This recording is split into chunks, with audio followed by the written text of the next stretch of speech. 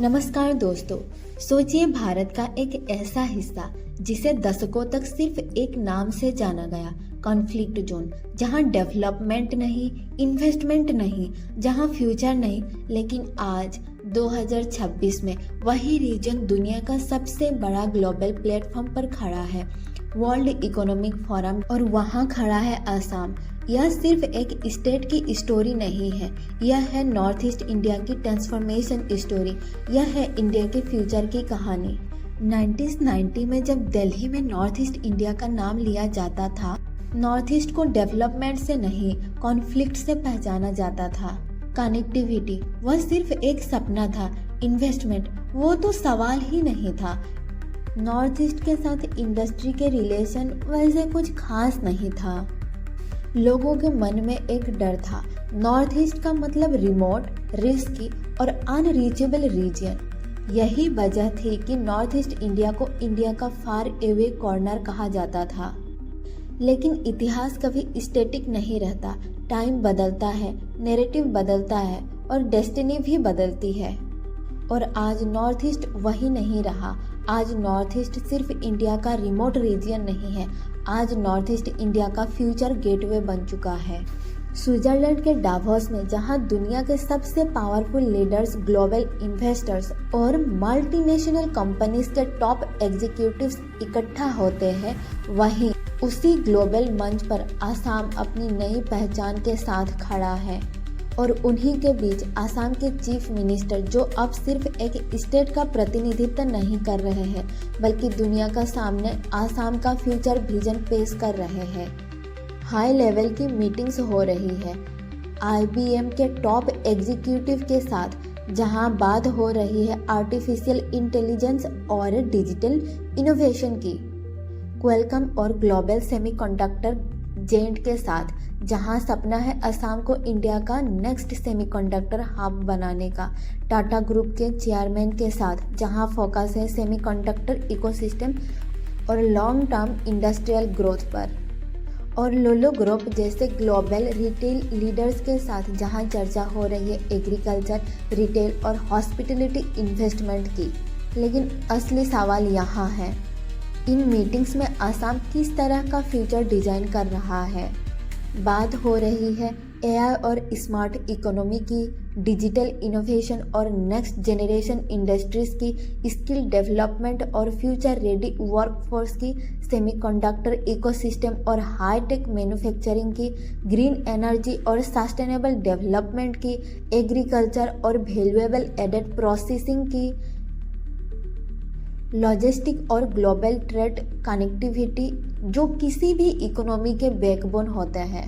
और इन सारी डिस्कशन का ट्रायंगल रिजल्ट करीब 1 लाख करोड़ की इन्वेस्टमेंट प्रपोजल्स। लेकिन कहानी यही खत्म नहीं होती। इससे पहले एडवांटेज असम समिट में 5 लाख करोड़ से ज़्यादा इन्वेस्टमेंट कमिटमेंट मिल चुके हैं। यानी मैसेज बिल्कुल क्लियर है, असम अब सिर्फ इंडिया का स्टेट नहीं रहा, असम अब ग्लोबल इन्वेस्टर्स के लिए एक इमर्जिंग इकोनॉमिक डेस्टिनेशन बन चुका है।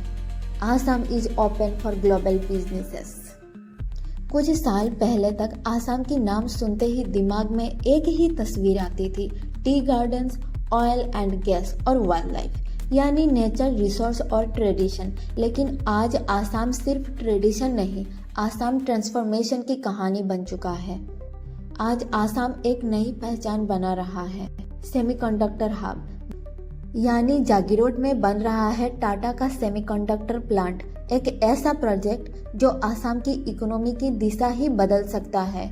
और टाटा ग्रुप में इन्वेस्टमेंट करीब 27,000 करोड़ की है, जो एक भारी रकम होता है किसी भी स्टेट की दिशा को बदल देने के लिए। High tech chip manufacturing, thousands of new jobs और एक कंप्लीटली न्यू स्किल इकोसिस्टम। लेकिन सेमीकंडक्टर सिर्फ टेक्नोलॉजी नहीं है, सेमीकंडक्टर का मतलब पावर है। जिसके पास चिप्स है उसके पास टेक्नोलॉजी है।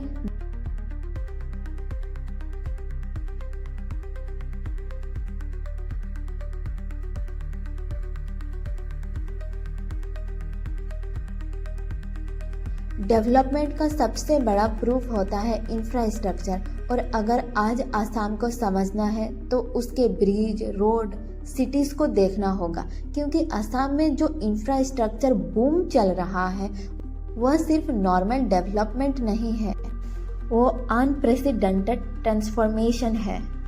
सबसे पहले मेगा ब्रिज ब्रह्मपुत्र नदी पर बन रहा है। धुबरी से लेकर फुलवारी तक का ब्रिज लगभग 19 किलोमीटर लंबा, इंडिया के लॉन्गेस्ट ब्रिजेस में से एक ऐसा ब्रिज जो 7 घंटे की सफर को सिर्फ 20 मिनट में बदल देगा।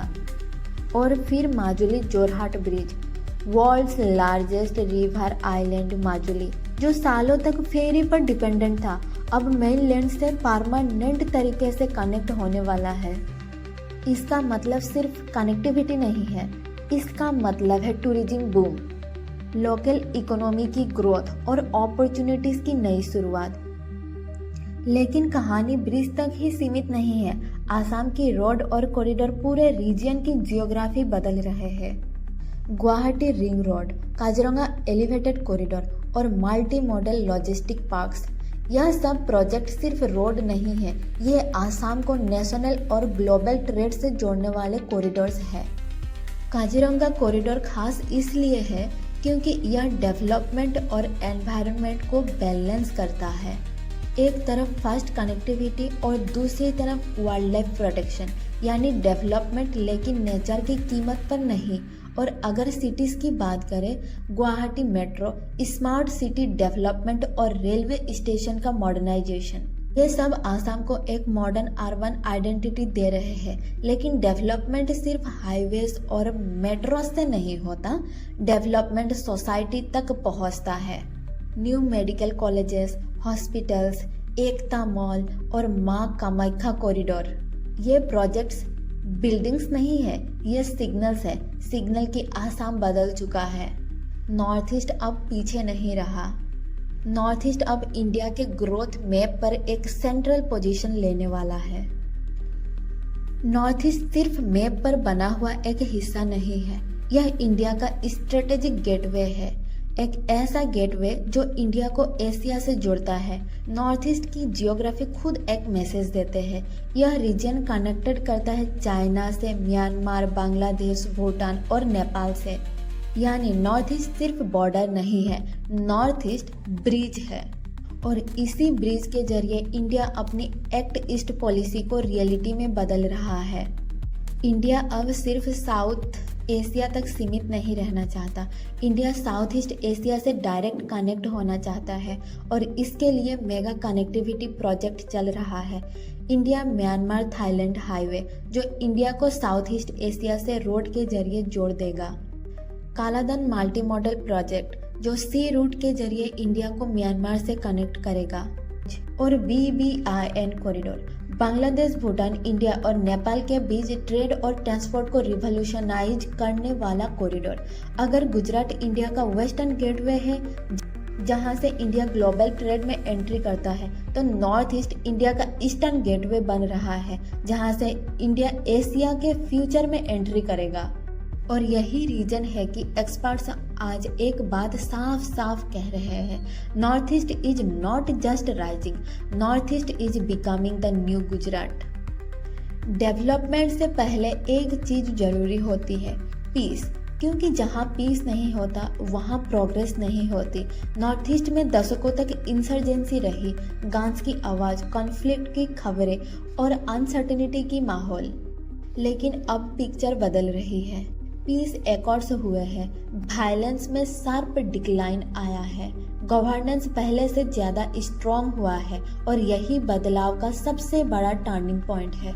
क्योंकि जब गन्स शांत होती है तब इंडस्ट्रीज आती है, जब कॉन्फ्लिक्ट खत्म होती है तब कैपिटल आता है। और आज नॉर्थ ईस्ट में यही हो रहा है। जो रीजन कभी इंस्टेबिलिटी का सिंबल था, वही रीजन आज स्टेबिलिटी का एग्जाम्पल बन रहा है। और यही स्टेबिलिटी नॉर्थ ईस्ट के डेवलपमेंट के सबसे मजबूत फाउंडेशन है। नॉर्थ ईस्ट की जियोग्राफी सिर्फ जियोग्राफी नहीं है, यह रिसोर्सेस का पावर हाउस है। आसाम, जहां टी गार्डन सिर्फ खेती नहीं है बल्कि इकोनॉमी की पहचान है, जहां ऑयल और गैस एनर्जी सिक्योरिटी के बैकबोन है। अरुणाचल प्रदेश, जहां रिवर्स सिर्फ पानी नहीं बल्कि हाइड्रो पावर का फ्यूचर है। सिक्किम, जहां ऑर्गेनिक फार्मिंग सिर्फ ट्रेंड नहीं बल्कि सस्टेनेबल इकोनॉमी का मॉडल है। मेघालय का टर्मरिक, जो ग्लोबल मार्केट की पोटेंशियल कमोडिटी है। त्रिपुरा, जहां रबर सिर्फ मटेरियल नहीं बल्कि इंडस्ट्रियल ग्रोथ का बेस है। मणिपुर, जहां बैम्बू सिर्फ जंगल नहीं बल्कि ग्रीन इकोनॉमी की है।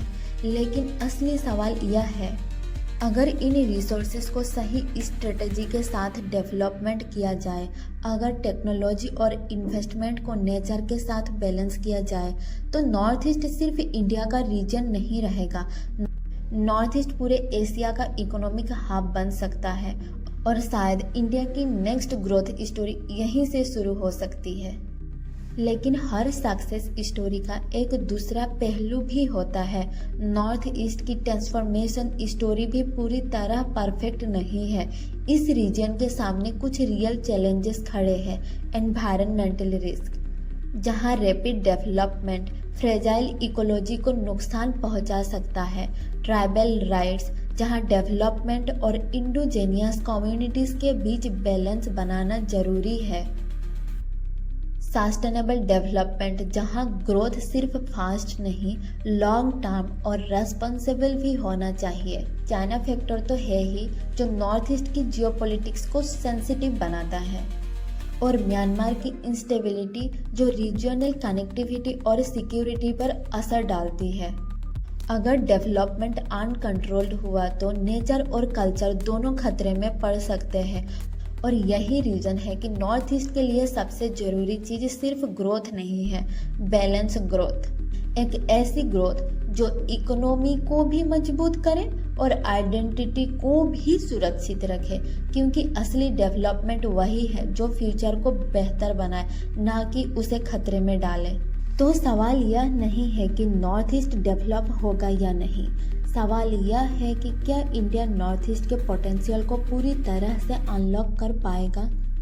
क्योंकि अगर नॉर्थ ईस्ट उठा तो यह सिर्फ एक रीजन का राइज नहीं होगा, यह पूरे इंडिया का राइज होगा। और अगर नॉर्थ ईस्ट अपनी पूरी ताकत के साथ आगे बढ़ा तो इंडिया सिर्फ डेवलप नहीं होगा, इंडिया अनस्टेपेबल हो जाएगा।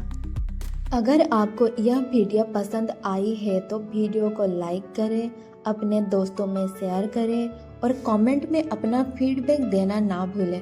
और चैनल पर नए आए हैं तो सब्सक्राइब करना ना भूलें। मिलते हैं नेक्स्ट वीडियो में। जय हिंद, जय भारत।